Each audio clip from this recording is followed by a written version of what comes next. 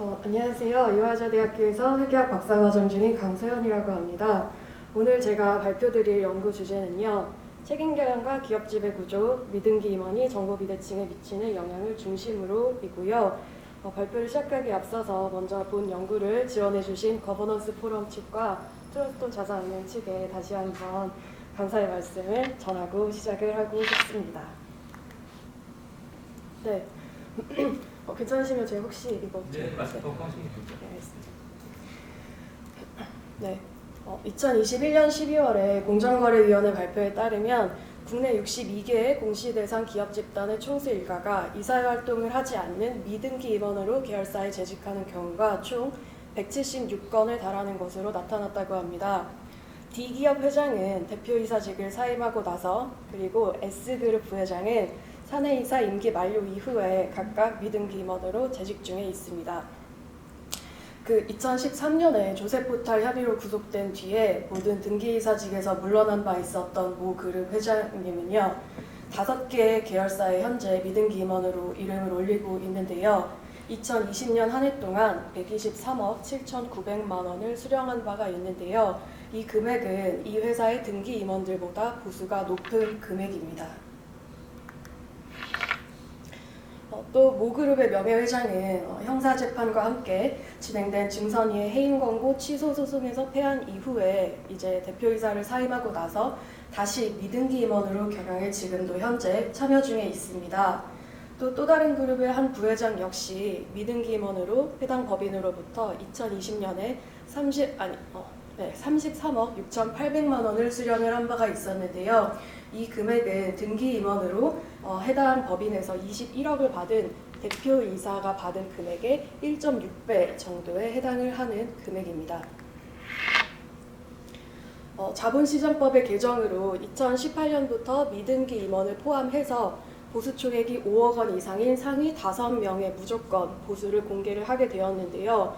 이 신일간법이 개정이 되기 이전에는 등기 임원에만 공개 범위가 해당이 되었었습니다. 따라서 이러한 점에 주안점을 두어서 본 연구는 등기 임원과 미등기 임원 간의 법적 책임이 다르다는 것에 주안점을 두어서 착수가 되었습니다. 미등기 임원은 주총에서 선출되지도 않고 상법상 이사에 해당하지 않기 때문에 이런 점에 의거해서 연구를 시작하게 되었습니다. 한편 국가 주도로 급성장한 우리나라 기업의 총수 일가가 미등기 임원의 신분으로 성과와는 다소 연동성이 떨어진 채로 해당 기업에서 가장 높은 보수를 수령한 5명에 포함이 되어서 사업보고서에 공시되는 경우는 아마 정당화되기가 쉽지 않을 것이라는 생각이 들었습니다.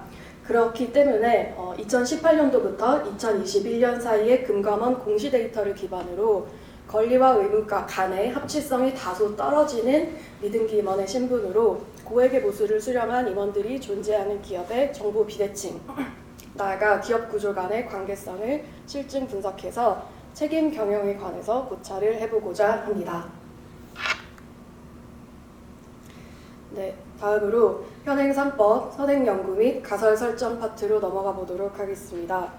먼저 등기 임원과 미등기 임원 간의 내용을 보시면 현행상법, 앞서서 장소연님께서 먼저 굉장히 자세하게 말씀을 해주셨는데요. 저도 짧게 언급을 하고 넘어가도록 하겠습니다.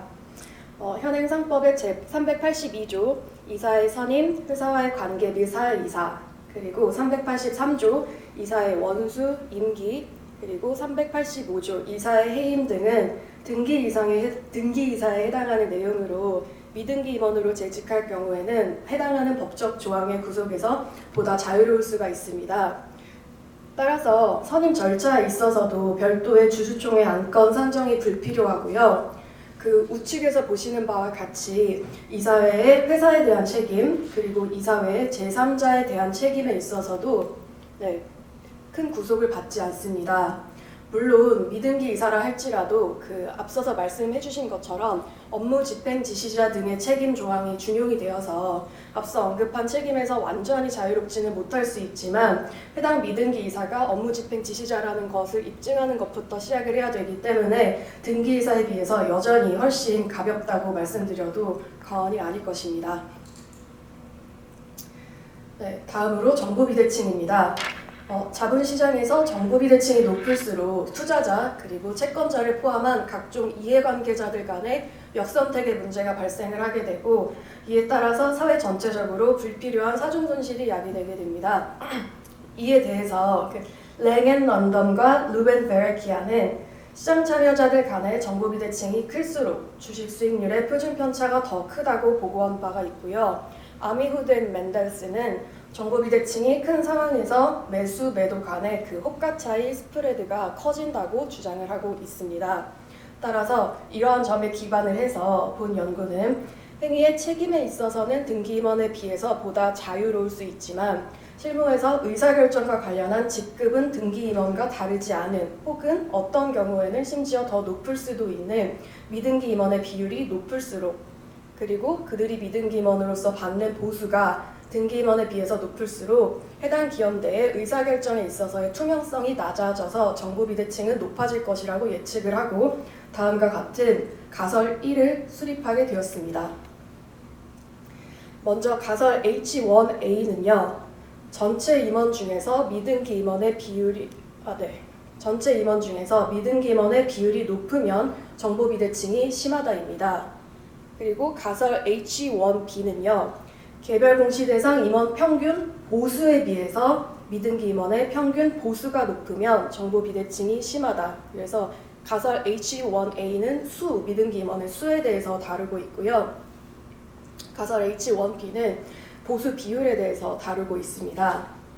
또 한편 앞서 말씀드린 것처럼 그리고 모든 분께서 너무 저보다 훨씬 많이 아시고 계시는 바와 같이 우리나라의 경우에는 60년대부터 국가 주도의 경제개발 초기부터 소수의 대기업을 중심으로 한 성장 정책을 통해서 국가 경제 발전이 진행이 되었기 때문에 이로 인한 과정에서 특혜를 받은 소수의 기업에게 경제력이 집중되어서 재벌이라고 불리우는 대규모 기업 집단이 형성된 바 있었고 이런 재벌 기업의 경우에는 현재 2세 경영 그리고 3세 경영으로 이어지는 상황으로 인해서 앞서 수립한 가설 H1A와 H1B의 정보 비대칭 현상이 심화될 것이라고 예상을 해서 아래와 같은 가설 2를 수립을 하게 되었습니다.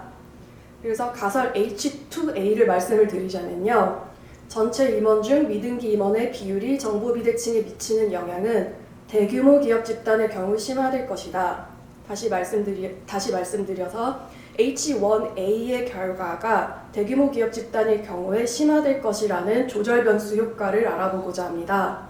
그리고 또 H2B에서는요. 역시 H1B에서 나온 결과가 대규모 기업 집단의 경우에 심화되는지 여부를 그 조절 변수 효과를 알아보고자 합니다. 다음으로 연구 설계를 말씀드리겠습니다.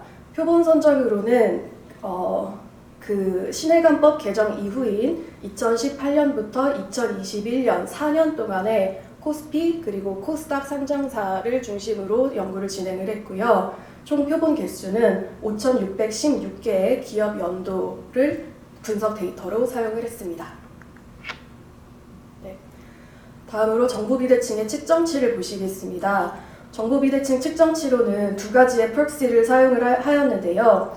먼저 나가에롤에서 사용한 일별 매도 매수 호가의 차이인 스프레드율을 하나의 변수로 측정을 했고요. 그리고 두 번째 정보 비대칭 대용치로는 일별 주식 수익률의 연간 표준 편차를 사용을 했습니다. 두 프록시가 다 스프레드율이 클수록 그리고 일별 데일리 주식 수익률의 연간 스탠다드 디비에이션이 클수록 그 기업의 정보 비대칭이 높다고 설정되어 있는 프록시입니다. 연구 모형을 보시겠습니다. 먼저 위에서 보시는 식은 가설 H1A와 H1B를 실증 테스트하는 다중 회귀 분석식인데요. 보시면 빨간색으로 네모 박스를 칠해놓은 미등기 임원의 수 그리고 미등기 임원의 보수 비율, 수비율, 보수 비율이 크면 클수록 그 기업의 정보 비대칭이 높아질 것이다 라고 설정된 회귀식이기 때문에 만약 테스트 결과가 해당 해당 가설을 지지하는 방식으로 이제 도출이 되게 된다면 베타 1의 코에피션트가 유의한 양 플러스로 나올 것이라고 기대가 됩니다. 네, 다음으로 아래의 식을 봐주시면 H2A와 H2B를 실증 테스트하는 다중 회기식인데요. 위의 식에서 보시는 LBG라고 잡아봤는데요. 대규모 기업 집단 여부에 위에서 보신 식이 더 심화되는지 여부를 잡아내는 식이라고 말씀을 드릴 수 있겠고요. 만약에 정보 비대칭이 대규모 기업 집단의 경우에 더 심화된다라는 결과를 서포트하는 실증 회귀 결과가 도출이 되게 된다면 베타2의 부호가 유의한 양으로 도출될 것이라고 기대가 됩니다. 네. 다음으로 기술 통계량을 보시겠습니다. 종속 변수인 첫 번째 정보 비대칭 대용 변수 중에서 일별 매도 매수 호가의 차이인 스프레드율, 스프레드율의 평균값은 0.0449 정도 되고요. 그리고 일별 주식 수익률의 연간 표준 편차의 평균값은 3.249 정도가 됩니다. 여기까지 이제 종속 변수에 대해서 말씀을 드렸고요. 또 독립 변수 중에서 관심 변수인 전체 임원 대비 미등기 임원의 비율은 0.633 정도의 평균을 가지고 있었고요. 즉 모든 기업의 등기이사 플러스 미등기이사 전체의 63% 정도가 평균적으로 미등기 임원의 숫자로 구성되어 있다고 생각해 주시면 되실 것 같습니다. 그리고 마지막으로 미등기 임원의 평균 보수 비율의 평균은 한 0.989 정도 됩니다. 맥스는 한 8배 정도 등기 임원보다 미등기 임원이 더 많이 가져가고 있다. 이런 통계치가 제시가 되고 있습니다. 네, 다음으로 본 연구에서 사용된 변수들 간의 상관관계 분석표를 보시겠습니다. 주요 관심 변수인 미등기 임원 비율과 정보 비대칭 변수인 스프레드율 그리고 일별 주식 수익률의 연간 표준 편차 간에는 각각 10% 그리고 1% 수준에서 유의한 양의 상관관계를 보이고 있습니다.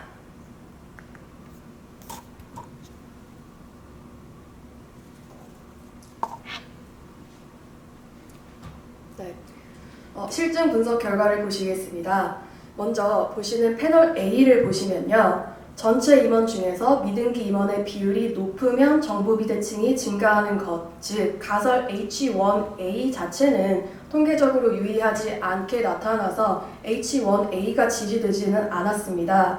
하지만 대규모 기업 집단의 경우에는 이 수치가 1% 수준에서 전체 임원 중에서 미등기 임원의 비율이 높으면 정보 비대칭이 증가한다는 것에 양의 조절 변수 효과를 갖는 것으로 나타났습니다. 따라서 미등기 임원의 수에 따르는 정보 비대칭이 전체 기업 대상일 때는 유의한 영향을 확인할 수가 없다가 대규모 기업 집단의 경우에는 강한 양의 상관관계를 갖는 것으로 바뀐다는 점을 확인해 보실 수 있을 것입니다. 네, 다음으로 패널 B를 보시겠는데요. 개별 공시 대상 임원 평균 보수에 비해서 미등기 임원의 평균 보수가 높으면 정보 비대칭이 증가하는지 여부를 실증 검증한 결과 모든 기업 대상일 경우에도 개별 공시 대상 임원 평균 보수에 비해서 미등기 임원의 평균 보수가 높으면 정보 비대칭이 증가하는 것이 종속 변수가 스프레드율일 경우와 일별 주식 수익률의 연간 표준 편차일 경우에 각각 10% 그리고 5% 수준에서 유의하게 나타나서 가설 H2A가 지지되게 되었고요. 이러한 현상은 가설 수립 때 예측했던 바와 같이 그것과 일관적으로 대규모 기업 집단의 경우 각각 1% 수준에서 양의 조절 변수 효과가 살구색으로 칠해져 있는 부분인데요. 그래서 대규모 기업 집단일 경우에 양의 조절 변수 효과를 갖는 것으로 나타났습니다.